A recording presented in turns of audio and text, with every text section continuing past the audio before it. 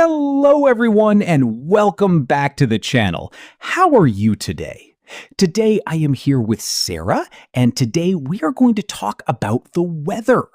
Hello everyone, I am very happy to be here today. It is wonderful to chat with you again, Zane, and to connect with all our lovely listeners out there. How has your week been starting out? It has been quite busy, to be honest, but it really is great to sit down and record this. You know, Sarah, the weather is something we experience every single day, but we rarely think about how much we actually talk about it in daily life. Oh, absolutely. It is the perfect way to break the ice with a stranger at a bus stop or in a coffee shop. Break the ice. That is a fantastic idiom to start our episode with. What exactly does that mean for our listeners, Sarah? Well, to break the ice means to start a conversation in a social situation, especially when people do not know each other well and might feel a bit shy or uncomfortable. It makes the atmosphere friendly. Exactly. It warms up the atmosphere. Speaking of warming up, how is the weather over by your side of town today, Sarah? Well, today it is actually quite pleasant. It is a bit overcast, meaning there are a lot of clouds, but the sun is trying to peek through. It is not too cold, which is a nice change from last week. How about you? Oh, you are very lucky. Over here, it is absolutely pouring. It has been raining cats and dogs since early this morning, and I had to use my umbrella just to walk to my mailbox. Raining cats and dogs, another classic idiom. We are really diving straight into the vocabulary today, aren't we? We definitely are. For our learners, raining cats and dogs just means it is raining very heavily. No actual pets are falling from the sky, I promise. It is just an old expression we use. That would be quite scary if they were. But yes, heavy rain is so common here. I always find that rainy days make me want to just stay inside, sit on the sofa, and look out the window with a hot cup of tea. I agree. It is the perfect cozy weather. But tell me, Sarah, what is your absolute favorite kind of weather if you had to choose? Oh, without a doubt, I love autumn weather. I like it when the air is crisp and cool, but the sun is still shining bright. We often call that a brisk day in English. Brisk is a beautiful word. It implies that the air is refreshing, sharp, and gives you a bit of energy when you breathe it in, right? Yes, exactly. It is not freezing, but you definitely need a light jacket or a nice sweater. It feels clean. What about you, Zane? Are you a summer person?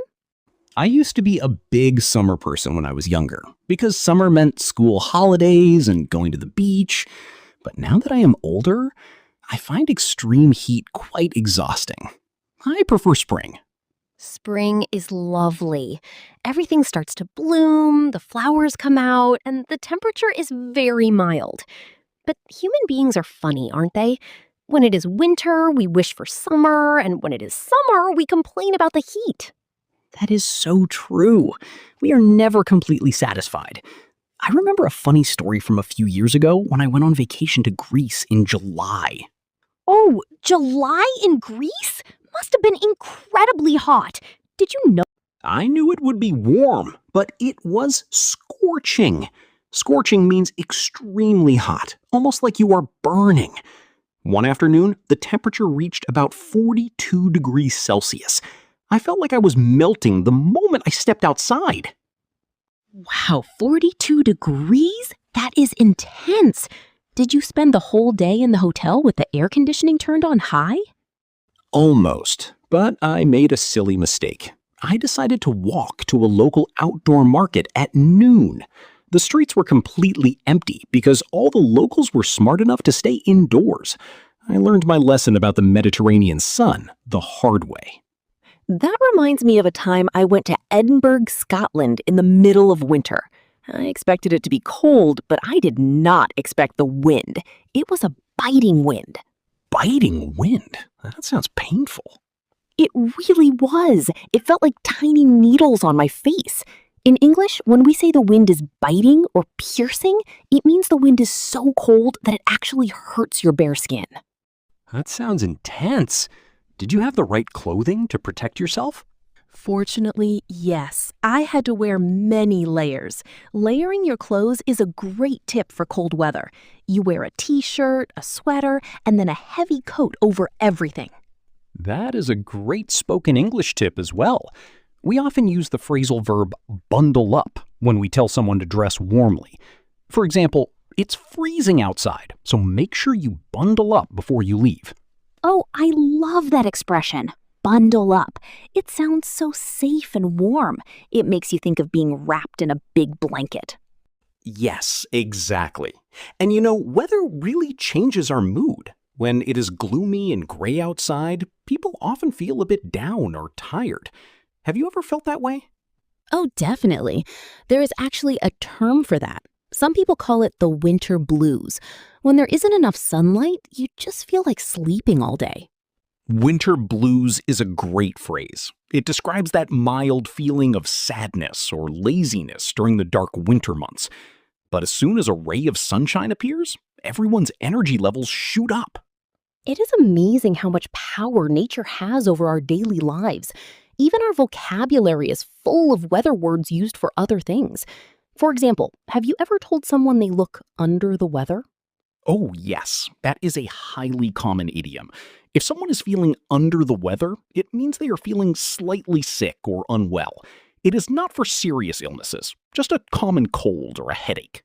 Right. For example, I won't come to work today because I'm feeling a bit under the weather.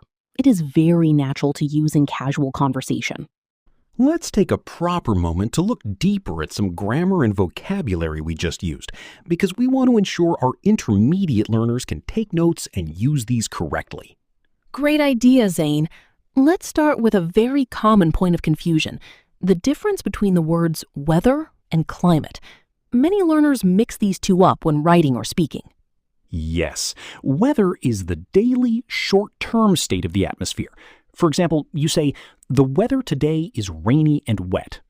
Climate, on the other hand, is the average weather pattern of a specific place over a very long period of time, like 30 years. For example, the climate in the Sahara Desert is arid. Arid is a fantastic advanced word. It means extremely dry, with almost no rain at all throughout the year. Exactly. Now, let's look at a grammar rule that people often forget. When we talk about the weather in English, we almost always start our sentences with the pronoun it. For example, it is raining, it is sunny, or it is getting cold. Yes, in grammar, we call this the dummy pronoun or an impersonal pronoun. It doesn't actually represent a physical object, it just fills the subject position because English sentences strictly require a subject. It sounds very unnatural to say, the day is sunny in everyday conversation. We simply say, it's sunny today. That is an excellent tip for sounding more natural. Let's also talk about the different words we have for rain, because English speakers love classifying rain. Oh, we have so many.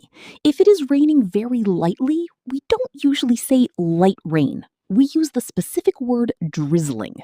Yes, it is drizzling outside. It means the raindrops are tiny, almost like a thick mist. Now, what if the rain starts suddenly, out of nowhere, stays for 10 minutes, and then stops completely? Then we call it a shower or passing showers. For example, don't worry about bringing a heavy coat. It's just a quick shower. It will clear up soon. Clear up is another fantastic phrasal verb. It means the dark clouds go away, the sky becomes bright, and the sun comes out again. We also have a great word for when the weather is very humid and hot, making you feel sticky and sweaty. We call that muggy. It's very muggy today. Muggy is perfect for summer days right before a big thunderstorm. It feels like there was water heavy in the air. This brings us to a perfect moment for our wonderful audience watching and listening on YouTube. We want to hear directly from you. Yes, please scroll down and leave a comment below right now. We want to know, what is the weather like in your country or city at this very moment? Is it drizzling, scorching, muggy, or is it a brisk autumn day? Try your best to use at least one new vocabulary word or idiom we discussed in today's episode in your comment. We read through them, and it is a wonderful way for you to practice your English writing in a real-world context. Well, Sarah, I think that brings us beautifully to the end of today's conversation. It was wonderful discussing the weather with you and sharing these essential language tips. It was an absolute pleasure, Zane. Thank you everyone for tuning in, spending time with us, and we truly hope you learned some useful phrases today to use in your next English conversation. Don't forget to like this video if you found it helpful, subscribe to the channel, and hit the notification bell so you never miss our future episodes. Stay warm or stay cool, depending on your local weather. Bye-bye, everyone. See you in the next episode.